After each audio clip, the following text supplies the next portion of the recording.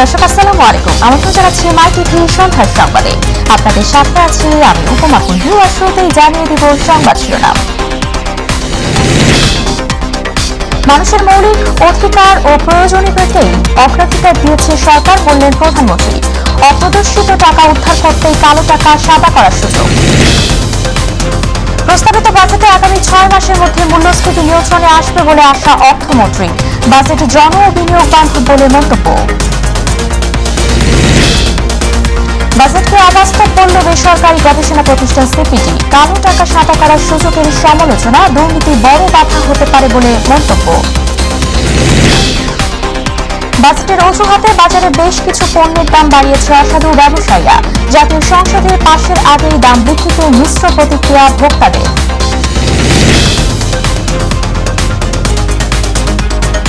এবং ক্ষমতার অপব্যবহার করে 3টি পাসপোর্টে নজিরবিহীন জালিয়াতি সাবেক আইজিপি বেনজির আহমেদের। 10 বছর আগেই দেশ ছাড়ার পরিকল্পনা।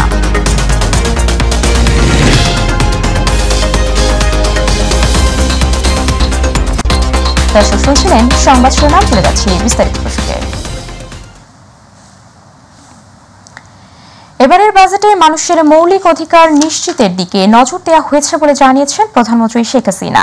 তিনি বলেন, জিনিসপত্র দাম বাড়ার বাস্তবতায় অনেকের হাতে থাকা টাকা উদ্ধার করতেই বাজেটে কালো টাকা সাদা করার সুযোগ রাখা হয়েছে।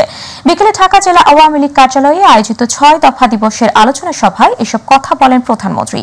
আরো জানাচ্ছেন রাকিব হাসান। ঐতিহাসিক 6 দফা দিবস উপলক্ষে রাজধানীর তেজগাঁওস্থ ঢাকা জেলা আওয়ামী লীগ কার্যালয়ে আলোচনা সভার আয়োজন করে আওয়ামী লীগ। আলোচনায় অংশ নিয়ে দিবসটির তাৎপর্য তুলে ধরেন দলের কেন্দ্রীয় নেতারা। আওয়ামী লীগ সভাপতি প্রধানমন্ত্রী শেখ হাসিনা বলেন, বাঙালি জাতিকে বঞ্চনা থেকে মুক্ত করতেই 6 দফা দিয়েছিল বঙ্গবন্ধু। আমাদের এই অঞ্চলে বাঙালিদের জন্য কিচ্ছু দেয়নি, সবই পাকিস্তানে নিয়ে যায়। এই যে দীর্ঘদিনের যে বঞ্চনা, এই বঞ্চনার বিরুদ্ধে প্রতিবাদ কিন্তু জাতির পিতা বঙ্গবন্ধু শেখ মুজিবই করেছিলেন। আমাদের দেশের সবচেয়ে দুর্ভাগ্য হলো যে আমাদের কিছু কিছু নামি দামি হোমলাচমরা নেতারা ছিলেন, তারা কখনো এই বঞ্চনার কথা বলতো না। তারা শুধু তাদের কিভাবে ক্ষমতায় থাকবে, ক্ষমতায় যাবে, ওই তেল মারতেই ব্যস্ত থাকতো। জিয়াউর রহমান এরশাদ এবং খালেদা জিয়া 29 বছরেও দেশের কোনো উন্নয়ন করতে পারেনি মন্তব্য করে সরকার প্রধান বলেন, আওয়ামী লীগ ক্ষমতায় আসার পর জাতির পিতার আদর্শ নিয়ে কাজ করেছে বলেই দেশ এগিয়ে যাচ্ছে। আজকের বাংলাদেশ অথচ বলতে পারি আওয়ামী লীগ ক্ষমতা আসার পর জাতির পিতার আদর্শ নিয়ে আমরা কাজ করেছি বলেই আজ বাংলাদেশ কিন্তু এগিয়ে যাচ্ছে। গ্রাম পর্যায় পর্যন্ত মানুষের আর্থিক সচ্ছলতা দেখা দিয়েছে। এবারের প্রস্তাবিত বাজেটে মানুষের মৌলিক অধিকার নিশ্চিতের দিকে নজর দেওয়া হয়েছে জানিয়ে বাজেটের বিভিন্ন দিক তুলে ধরেন প্রধানমন্ত্রী। খুব সংরক্ষিতভাবেই আমরা এগোতে চাই, যেটা আমাদের দেশের মানুষের কষ্টটা না হয় এবং মানুষের যে প্রয়োজন সেটা আমরা মেটাতে চাই। সেদিকে লক্ষ্য রেখেই কিন্তু আমরা বাজেট সেইভাবে আমরা করেছি। বিশ্বের নানা সংকটের ধাক্কা এখনো দেশের অর্থনীতিতে রয়েছে জানিয়ে সবসময় মানুষের পাশে থাকতে নেতাকর্মীদের প্রতি নির্দেশ দেন প্রধানমন্ত্রী শেখ হাসিনা। রাকিব হাসান, মাই টিভি, ঢাকা। ঐতিহাসিক 6 দফা দিবস আজ। দিনটি উপলক্ষে সকালে জাতির জনক বঙ্গবন্ধু শেখ মুজিবুর রহমানের প্রতিকৃতিতে ফুল দিয়ে শ্রদ্ধা নিবেদন করেছেন প্রধানমন্ত্রী শেখ হাসিনা। শ্রদ্ধা নিবেদন করেছেন আওয়ামী লীগ সহ সহযোগী সংগঠনের নেতাকর্মীরাও। এ সময় দলের সাধারণ সম্পাদক ওবায়দুল কাদের বলেন, যারা 6 দফা মানে না তারা দেশের স্বাধীনতায় বিশ্বাস করে না। রাকিব হাসানের আরও একটি রিপোর্টে। ঐতিহাসিক 6 দফা দিবস উপলক্ষে সকালে ধানমন্ডি 32 নম্বরে বঙ্গবন্ধুর প্রতিকৃতিতে ফুল দিয়ে শ্রদ্ধা জানান প্রধানমন্ত্রী শেখ হাসিনা। প্রথমেই প্রধানমন্ত্রী হিসেবে পুষ্পস্তবক অর্পণ করেন তিনি। এ সময় বেশ কিছুক্ষণ নীরবে দাঁড়িয়ে থাকেন বঙ্গবন্ধু কন্যা। প্রধানমন্ত্রী হিসেবে শ্রদ্ধা নিবেদনের পর আওয়ামী লীগ সভাপতি হিসেবে দলের শীর্ষ নেতাদের সঙ্গে নিয়ে দ্বিতীয়বার শ্রদ্ধা জানান শেখ হাসিনা। শ্রদ্ধা নিবেদন শেষে দলের সাধারণ সম্পাদক সড়ক পরিবহন ও সেতুমন্ত্রী ওবায়দুল কাদের দিনটির তাৎপর্য তুলে ধরে বলেন, 6 দফা হচ্ছে স্বাধীনতা আন্দোলনের মাইল ফলক। 6 দফা হচ্ছে স্বাধীনতার পথে স্বাধিকার সংগ্রামের ঐতিহাসিক মাইল ফলক। যারা 6 দফা মানেন না তারা দেশের স্বাধীনতায় বিশ্বাস করে না বলেও মন্তব্য করেন তিনি। যারা নিষিদ্ধ করে দেয় তারা খুনের সঙ্গে 75-এর তারা জড়িত। তারা বঙ্গবন্ধুকে হত্যা করেনি, তারা হত্যা করতে চেয়েছিল আমাদের মুক্তিযুদ্ধের মূল্যবোধকে, আমাদের স্বাধীনতার আদর্শকে। সেই জন্য বঙ্গবন্ধুর সঙ্গে জয় বাংলা নির্বাসনে, 7ই মার্চ নির্বাসনে এবং 7ই জুনও নির্বাসিত হয়ে যায়। প্রধানমন্ত্রীর স্থান ত্যাগের পর ধানমন্ডি 32 নম্বরে ঢল নামে হাজারো মানুষের। বঙ্গবন্ধুর প্রতিকৃতিতে শ্রদ্ধা জানান আওয়ামী লীগ সহ এর সহযোগী ও অঙ্গ সংগঠনের নেতাকর্মীরা। রাকিব হাসান, মাইটিভি, ঢাকা। দ্রব্যমূল্যের উপর যাতে কোনো চাপ না পড়ে সেজন্য বাজেটের আকার কমিয়ে রাখা হয়েছে বলে জানিয়েছেন অর্থমন্ত্রী আবুল হাসান মাহমুদ আলী। তিনি বলেছেন, এ বছরের শেষের দিকে মূল্যস্ফীতি কমে আসবে। বিকেলে রাজধানীর ওসমানী স্মৃতি মিলনায়তনে প্রস্তাবিত বাজেট পরবর্তী সংবাদ সম্মেলনে এই কথা বলেন তিনি। ব্যাংকে তারল্য সংকটের সময় বাজেটে ব্যাংক থেকে ঋণ নেওয়ার পরিকল্পনা থাকলেও তা কোনো প্রভাব ফেলবে না বলে উল্লেখ করেন অর্থমন্ত্রী। আবু সাইদ অপুর রিপোর্ট। 2024-25 অর্থ বছরের প্রস্তাবিত বাজেটের আকার ধরা হয়েছে 7,97,000 কোটি টাকা। বিশাল অঙ্কের এ বাজেটের ঘাটতি ধরা হচ্ছে 2,51,600 কোটি টাকা, আর অনুদান ছাড়া ঘাটতির পরিমাণ দাঁড়াবে 2,56,000 কোটি টাকা, যা মোট জিডিপির 4.6%। আগামী অর্থবছরে মোট দেশজ উৎপাদনের জিডিপি প্রবৃদ্ধি ধরা হয়েছে 6.75%, যা চলতি বছরে ছিল 7.5%। পরে তা কমিয়ে 6.5% করা হয়েছে বলে রাজধানীর ওসমানী স্মৃতি মিলনায়তনে অর্থ মন্ত্রণালয় আয়োজিত বাজেটোত্তর সংবাদ সম্মেলনে প্রস্তাবিত বাজেটে এমন নানান দিক তুলে ধরেন অর্থমন্ত্রী আবুল হাসান মাহমুদ আলী। 2041 সালের মধ্যে এই লক্ষ্য অর্জন এখন আমাদের সকল পরিকল্পনার কেন্দ্রবিন্দু। জিডিপি প্রবৃদ্ধি, মূল্যস্ফীতি নিয়ন্ত্রণ, বাণিজ্য সম্প্রসারণ, কর্মসংস্থান বৃদ্ধি, প্রয়োজনীয় অবকাঠামো গড়ে তোলা ইত্যাদি প্রতিটি ক্ষেত্রে ধারণাতীত সাফল্য এসেছে। মূল্যস্ফীতি নিয়ন্ত্রণে আনার জন্য আরো 6 মাস অপেক্ষা করতে হবে বলেছেন বলেও জানান অর্থমন্ত্রী আবুল হাসান মাহমুদ আলী। গৃহীত পদক্ষেপের ফলে মূল্যস্ফীতি 9% সীমাবদ্ধ রাখা সম্ভব হয়েছে। গতকাল উপস্থাপিত বাজেট বক্তৃতায় মুদ্রানীতি এবং রাজস্ব নীতির আওতায় যে সকল পদক্ষেপ নেওয়া হয়েছে তা উল্লেখ করেছি। আমি আপনাদের স্মরণ করিয়ে দিতে চাই, 2010 সালে আমরা ক্ষমতা আসার পর মূল্যস্ফীতি উচ্চ পর্যায়ে থাকলেও আমরা কিন্তু তা 2 বছরের মধ্যেই নিয়ন্ত্রণে এনেছিলাম। এবারও আমরা যে সকল পদক্ষেপ নিয়েছি তার ফলে আগামীতে মূল্যস্ফীতি কমে আসবে, এটা আমি দৃঢ়ভাবে আপনাদের জানাতে চাই। 2023-24 অর্থ বছরে বাজেটের আকার ছিল 7,61,785 কোটি টাকা। যদিও সংশোধিত বাজেটের আকার কমে বর্তমানে দাঁড়িয়েছে 7,14,718 কোটি টাকা। আগামী অর্থ বছরে আমরা 6.75% প্রবৃদ্ধি অর্জনে সক্ষম হব। সুধীবৃন্দ, আপনারা লক্ষ্য করেছেন 2026 সালে আমাদের স্বল্পোন্নত দেশের তালিকা থেকে আনুষ্ঠানিক উত্তরণ এবং তারপর ক্রমান্বয়ে 2041 সালের মধ্যে উন্নত দেশে পরিণত হওয়ার লক্ষ্যে গবেষণার উপর এবারের বাজেটে বিশেষভাবে জোর দিয়েছে।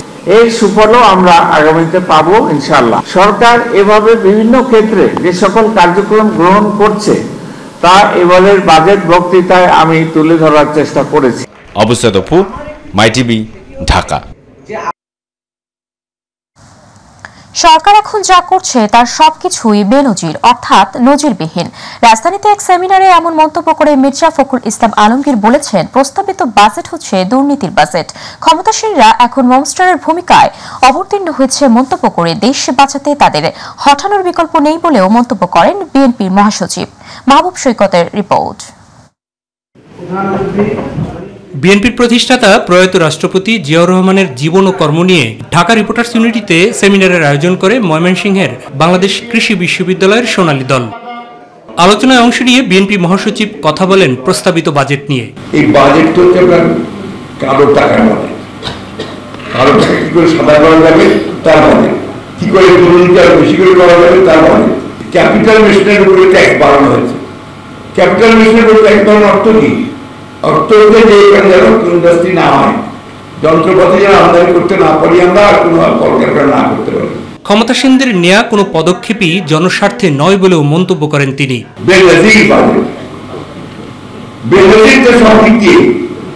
এখন বেনজির আমাদের পুলিশ অধিকর্তা ছিলেন, তিনি আমাদের সাবেক পুলিশ কর্তা ড্রাইভার ডিজি ছিলেন, তিনিও তা করছিলেন। তাও বেনজির বাজেট হচ্ছে, তাও বেনজির সাবেক আর্মি চিফ ছিলেন, তিনি যে করছিলেন সেটাও বেনজির। আমাদের সবকিছুই বেনজির। দেশে গণতন্ত্র নেই মন্তব্য করে সাম্প্রতিক অনুষ্ঠিত ভারতের নির্বাচন নিয়েও কথা বলেন মির্জা ফখরুল ইসলাম আলমগীর। গণতন্ত্রের ন্যূনতম যদি থাকে তাহলে কিন্তু মানুষ একটা পথ পায়। ভারতের নির্বাচনের দিকে তাকিয়ে দেখেন, যেখানে ভারতের শাসক গোষ্ঠী ভাবছিল যে তারা 400 বেশি আসন পেয়ে যাবে, পেয়ে গিয়ে তারা তাদেরকে কিছু লক্ষ্য ভারতের যে আপনার হিন্দুত্ববাদকে সংবিধান পরিবর্তন করে প্রতিষ্ঠা করা, সেটার দিকে তারা এগিয়ে যাবে। ভারতের মানুষ কিন্তু এই নির্বাচনের মধ্যে দিয়ে তারা রুখে দিয়েছে। মাহবুব সৈকত, মাইটিভি, ঢাকা। 2024-25 অর্থ বছরের প্রস্তাবিত বাজেটকে অতি উচ্চাভিলাষী ও অবাস্তব হিসেবে আখ্যা দিয়েছে বেসরকারি গবেষণা প্রতিষ্ঠান centre for policy dialogue CPD. চলমান অর্থনৈতিক সংকট মোকাবেলার প্রয়োজনীয় দিক নির্দেশনা দিতে এই বাজেট ব্যর্থ বলে মনে করে প্রতিষ্ঠানটি। দুপুরে রাজধানীতে বাজেট পরবর্তী সংবাদ সম্মেলনে এইসব কথা বলেন সিপিডির গবেষকরা। তারা বলেন, বাজেটের এই লক্ষ্য অর্জন সম্ভব নয়, আর এটি বাস্তবায়নে মূল বাধা হতে পারে দুর্নীতি। বিস্তারিত আমিনা হিরার রিপোর্টে। প্রতি বছরের মতো এবারও জাতীয় সংসদে অর্থমন্ত্রীর বাজেট উপস্থাপনের পরদিন বেসরকারি গবেষণা সংস্থা সিপিডি আয়োজন করে বাজেট বিশ্লেষণ অনুষ্ঠানের। প্রত্যেকেই নতুন অর্থবছরের বাজেট বিশ্লেষণে সিপিডি বলছে, প্রস্তাবিত বাজেটে মূল্যস্ফীতি নিয়ন্ত্রণে সুনির্দিষ্ট পদক্ষেপ নেই, রাজস্ব আদায়ের লক্ষ্যমাত্রা অতিরিক্ত, তাই সব বিবেচনায় এই বাজেটের বেশিরভাগ লক্ষ্যমাত্রা পূরণ অসম্ভব। মূল্যস্ফীতির চাপ কমিয়ে এবং জনগণকে, বিশেষ করে নিম্ন আয়ের ফিক্সড ইনকাম গ্রুপের জনগণের, দরিদ্র জনগণের জীবনে স্বস্তি ফিরিয়ে আনার প্রচেষ্টা করা, সেটা বাজেটারি অ্যালোকেশন অর্থাৎ বাজেটে সামাজিক নিরাপত্তা খাতে বরাদ্দ, এটার মাধ্যমে এবং বিভিন্ন ধরনের কর সুবিধা দেওয়ার মাধ্যমে করা যেতে পারে। সেখানে কিছু কিছু পদক্ষেপ নেওয়া হয়েছে, কিন্তু এটা পর্যাপ্ত নয়। আওয়ামী লীগ নির্বাচনী ইশতেহারে ন্যায্যতা ও দুর্নীতির বিরুদ্ধে জিরো টলারেন্সের কথা বললেও কালো টাকা সাদা করার সুযোগ তাদের ইশতেহার থেকে সরে আসার মতোই বলে মনে করেন প্রতিষ্ঠানটির সম্মানীয় ফেলো ডক্টর মুস্তাফিজুর রহমান। আওয়ামী লীগের যে নির্বাচনী ইশতেহার, আমার যদি ভুল না হয় অধ্যায় 3, সেখানে স্পষ্টভাবে বলা আছে দুর্বৃত্তায়ন, তারপরে এই যারা নাকি বিভিন্নভাবে কর খেলাপি, ঋণ খেলাপি ইত্যাদির বিরুদ্ধে শূন্য সহিষ্ণুতার কথা সেখানে উল্লেখ আছে। সুতরাং এখন যেটা আর কি দেওয়া হচ্ছে এটা অবশ্যই সাংঘর্ষিক। সিপিডির গবেষকদের মতে, প্রস্তাবিত বাজেটে কৃষিতে বরাদ্দ কমানো দুঃখজনক, তবে শিক্ষা ও স্বাস্থ্য খাতের অগ্রাধিকারের প্রশংসা করেছে বেসরকারি এই গবেষণা সংস্থা। আমিনা হিরা, মাইটিভি, ঢাকা। 2024-25 অর্থ বছরের বাজেট ঘোষণার পরপরই বাজেটের অজুহাতে দাম বেড়েছে নিত্য প্রয়োজনীয় বেশ কিছু পণ্যের। যদিও বাজেটের নিত্য প্রয়োজনীয় 30টি পণ্যে আমদানি শুল্ক ও কর প্রত্যাহার করা হয়েছে।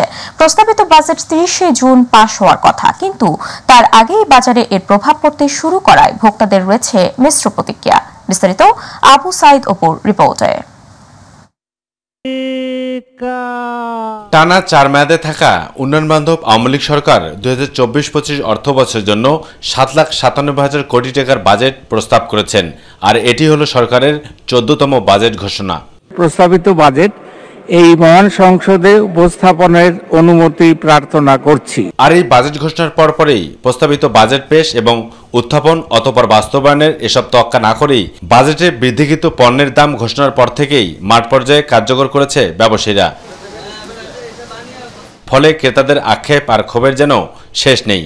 বাজেটের 2-1 দিন আগের দিন থেকে আসলে নিত্যপণ্যের দাম, বিভিন্ন জিনিসের দাম বেড়েছে, বিশেষ করে সবজির দামটা অনেক বেড়েছে। বাজেট ঘোষণা হবে, এটা মাঠ পর্যায়ে আসবে, তারপর জিনিসপত্রের দাম বাড়বে। যেটা দাম বাড়বে সেটা আগে থেকে বাড়াই দিচ্ছে, যেটা কমবে সেটা কমাচ্ছে না। বাজেটও যদি কমে যায় সেই জিনিস কিন্তু দাম আর কমে না। এটা তো উচিত নয়, এটা বাজেট ঘোষণার আগে দিতে বাংলাদেশের দাম বাড়ায় দেয়।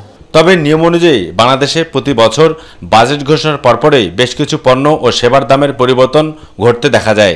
এর কারণ হলো মূলত অর্থমন্ত্রী বাজেট প্রস্তাবনার পরবর্তী অর্থ বছরের জন্য কিছু পণ্যের শুল্ক ও কর হারে পরিবর্তন আনেন বলে দামের ক্ষেত্রে এ ধরনের পরিবর্তন দেখা যায়। বাজেটটা কিন্তু মাত্র পেশ করা হয়েছে, সেক্ষেত্রে এটা কার্যকর করে আসতে আসতে কিন্তু সংসদ থেকে 3 থেকে 4 দিন সময় লাগবে, কিন্তু সময়টা লাগবে যে ওই সময়টা কিন্তু বাজারের ব্যবসায়ীরা কেউ দেয় নাই। অন্যান্য মাল শতকরা 80% মাল বিদেশ থেকে আমদানি করতে হয়, সেটা ডলারের দাম বেশি, যার কারণে বাজার আপ ডাউন করবে। বাজেট ঘোষণার পরপরই এর প্রভাব পড়তে শুরু করেছে মাঠ পর্যায়ে। তাই ভোক্তারা বলছেন বাজেট ঘোষণা হলেও যে ধরনের প্রত্যাশা ছিল নাগরিকদের তা যেমন পূরণ হয়নি, তবে এটি পূরণ করতে হলে সংশ্লিষ্ট কর্তৃপক্ষকে আরও বাজার তদারকি এবং মনিটরিং ব্যবস্থাকে জোরদার করতে হবে। তাহলে বাজেটের যে আভাস দেওয়া হয়েছে সাধারণ নাগরিকদের জনবান্ধব হিসেবে করার জন্য সেটি আরও স্পষ্ট হয়ে উঠবে জনসাধারণের সামনে। কারণ বাজার থেকে আবু সাদ অপু, মাই টিভি, ঢাকা। ক্ষমতার অপব্যবহার করে 3টি পাসপোর্টে নজিরবিহীন জালিয়াতি করেছিলেন সাবেক আইজিপি বেনজির আহমেদ, দিয়েছিলেন বায়বীয় ফোন নাম্বার। সবশেষ আবেদনটি প্রায় ধরা পড়ে গেলেও প্রভাব খাটিয়ে 24 ঘন্টার মধ্যে পাসপোর্ট পেয়ে যান। সেখানেও দেন উদ্ভট ফোন নাম্বার, যার কোনো অস্তিত্বই নেই দেশে। ধরা পড়ে গেলে কি হবে, এই চিন্তা থেকেই 10 বছর ধরে ছক কেটেছিলেন সাবেক পুলিশ মহাপরিদর্শক। আরো জানাচ্ছেন শামস তাবরিজ উচ্ছ্বাস। বেনজির তার পুরনো হাতের লেখা পাসপোর্ট নবায়নের আবেদন করে 2010 সালের 11 অক্টোবর। আসল পরিচয় আড়াল করে নিজেকে বেসরকারি চাকরিজীবী বলে পরিচয় দেন। আবেদন ফর্মে তার পেশা প্রাইভেট সার্ভিস। আবেদনের 2 দিন পর মেশিন রিডেবল পাসপোর্ট হাতে পান বেনজির, যার মেয়াদ ছিল 2015 সালের 13 অক্টোবর পর্যন্ত।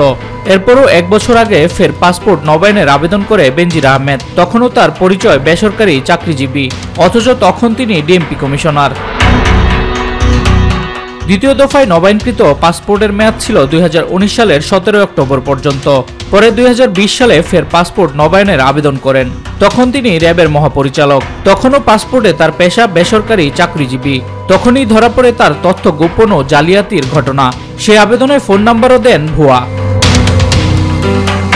কিভাবে করলেন নিজের পেশা নিয়ে এত বড় জালিয়াতি? জানা যায় কোনোবারই সশরীরে পাসপোর্ট অফিসে যাননি বেনজির আহমেদ। আবেদন ফর্ম নিয়ে যেতেন তার ব্যক্তিগত কর্মকর্তারা। সর্বশেষ পাসপোর্টের বিষয়টি সন্দেহ হলে আটকে দেওয়া হয় তার আবেদন, চাওয়া হয় বিভাগীয় অনাপত্তিপত্র। সেসব তোয়াক্কা না করে প্রভাব বিস্তার করে পেয়ে যান সর্বশেষ পাসপোর্টটি। প্রাইভেট সার্ভিস দিয়ে যতটা সহজে বিদেশ ভ্রমণ, বিনিয়োগ ও স্থায়ী বসবাসের সুযোগ করা যায়, অফিসিয়াল পাসপোর্টে করলে সেই সুযোগ থাকে না। ক্ষমতার অপব্যবহার করে এই নজিরই তৈরি করেন বেনজির। শামস তাবরিজ উচ্ছ্বাস, মাই টিভি, নিউজ ডেস্ক।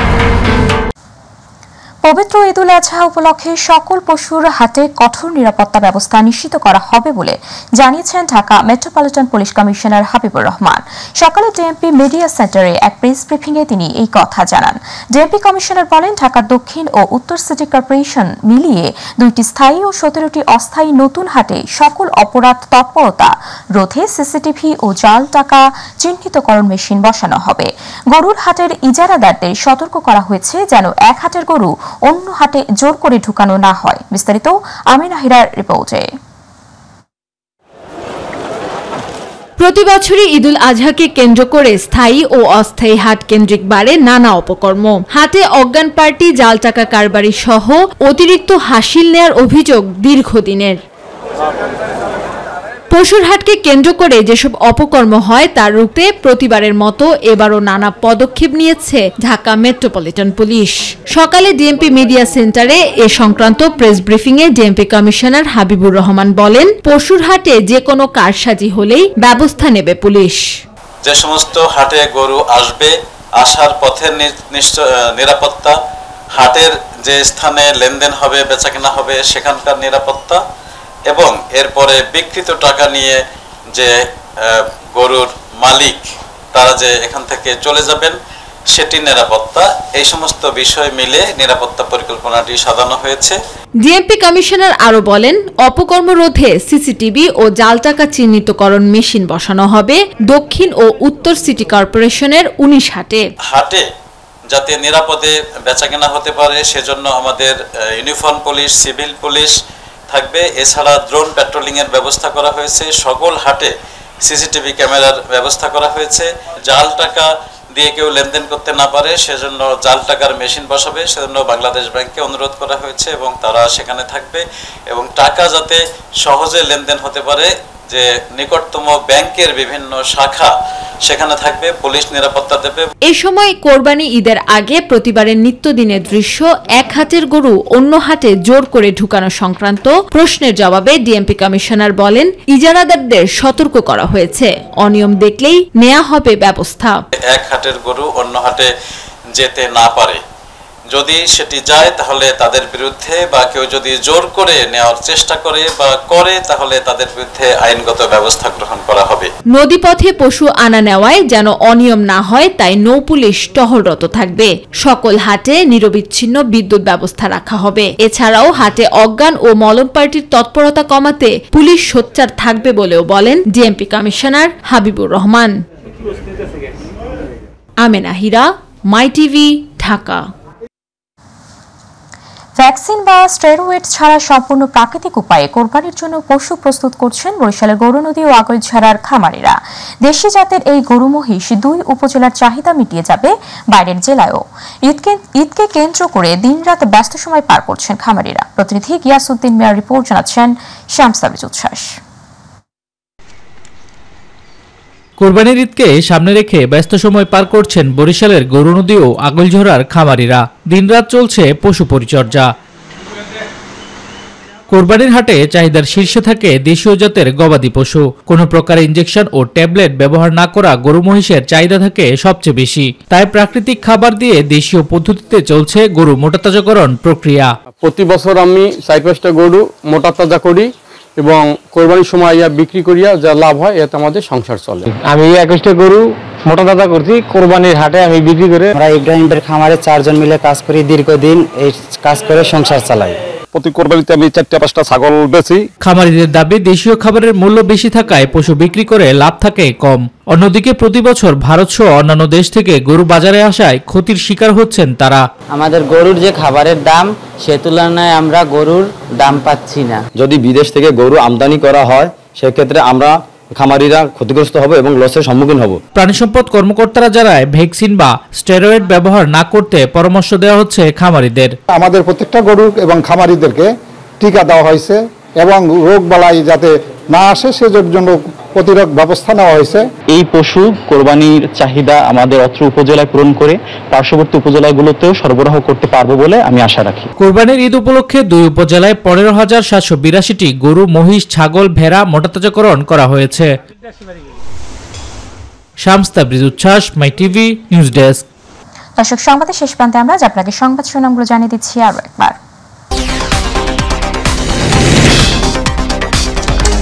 মানুষের মৌলিক অধিকার ও প্রয়োজনীয়তাকেই অগ্রাধিকার দিয়েছে সরকার, বললেন প্রধানমন্ত্রী। অপ্রদর্শিত টাকা উদ্ধার করতেই কালো টাকা সাদা করার সুযোগ। প্রস্তাবিত বাজেটে আগামী 6 মাসের মধ্যে মূল্যস্ফীতি নিয়ন্ত্রণে আসবে বলে আশা অর্থমন্ত্রীর। বাজেটে জন ও বিনিয়োগ বাড়বে বলে মন্তব্য। বাজেটকে অবাস্তব বলল বেসরকারি গবেষণা প্রতিষ্ঠান সিপিডি। কালো টাকা সাদা করার সুযোগের সমালোচনা দুর্নীতি বড় বাধা হতে পারে বলে মন্তব্য। বাজেটের অজুহাতে বাজারে বেশ কিছু পণ্যের দাম বাড়িয়েছে অসাধু ব্যবসায়ীরা। জাতীয় সংসদে পাশের আগেই দাম বৃদ্ধিতে মিশ্র প্রতিক্রিয়া ভোক্তাদের। এবং ক্ষমতার অপব্যবহার করে 3টি পাসপোর্টে নজিরবিহীন জালিয়াতি সাবেক আইজিপি বেনজির আহমেদের। 10 বছর আগেই দেশ ছাড়ার পরিকল্পনা।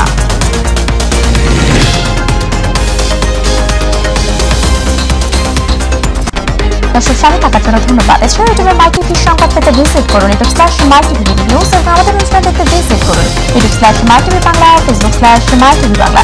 আমাদের পরবর্তী সংবাদ দেখার আমন্ত্রণ জানিয়ে বিদায় নিচ্ছি আমি উপমা। আল্লাহ হাফেজ।